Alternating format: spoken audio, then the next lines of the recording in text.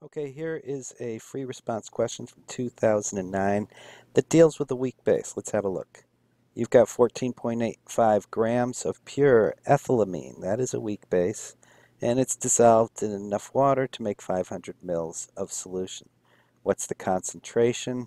Well, that shouldn't be too bad. The molecular weight of this stuff, assuming that carbon is worth 12, hydrogen 1, and nitrogen 14 grams per mole, adds up to 24, 29, 43, 45 grams per mole. We will have just under a third of a mole of this stuff, but the concentration, it will be divided by 0.5 liters. That will double it, so we should have a concentration in the realm of 2/3 of a mole per liter.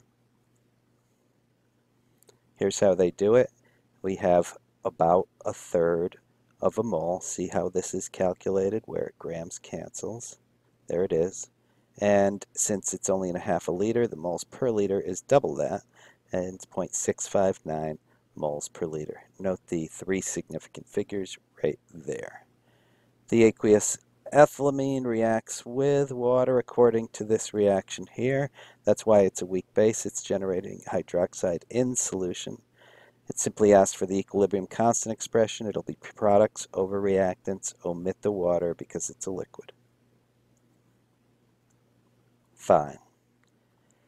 What are you going to have more of in solution, the ethylamine or the ethyl ammonium cation? Well, if it's a weak base, it's not going to make much of the ethyl ammonium cations. You're going to have a lot more of the ethylamine. That's the whole thing about weak bases. They don't generate much hydroxide. They mostly don't do anything. So we're going to have more ethylamine.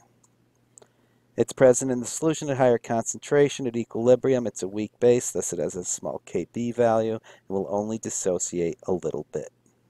Fine. Moving forward.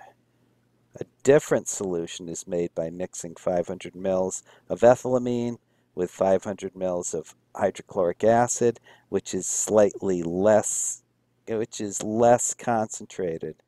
If you're looking at this carefully, I don't know if it matters, but we got an excess of ethylamine because we got the same volume but more concentrated solution of the ethylamine. And they do tell us that the pH of that resulting 1 liter solution is 10.93. They want the OH minus. Well, you almost have the H plus right there. It's 10 to the minus 10.93 molar. And we can turn that into a number, and that number times the hydroxide ion concentration will be 10 to the minus 14th. We solve it that way.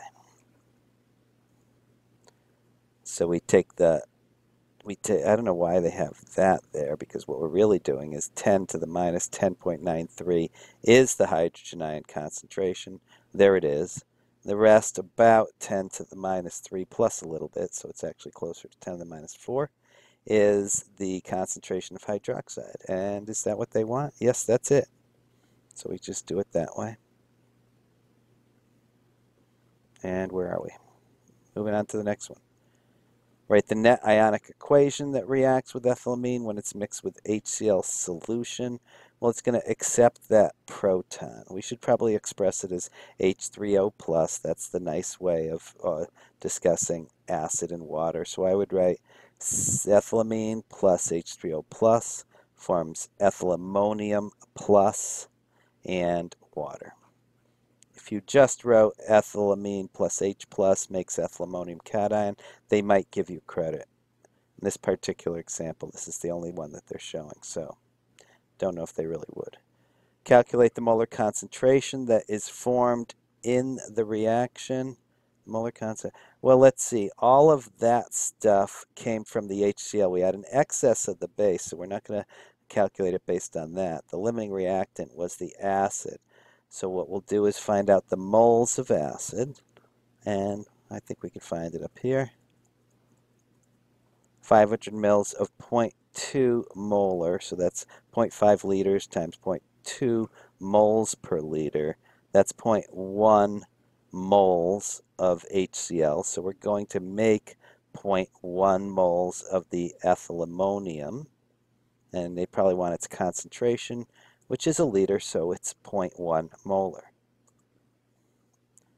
Now they show a lot more work here than I think is necessary. The answer is it's 0.1 molar. And you could try this ice table if you want, or you could just think about it the way I came up with it.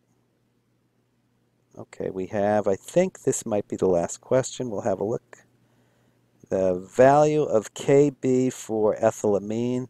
Well, we go back to where we had the Kb expression, and I think you'll see we have just about everything now that we can plug in. They're using the exact same playbook that they've used on two other FRQs that we've recently talked about. And there it is. That's the Kb that you can find previously in the question. And we have calculated this. We have calculated this.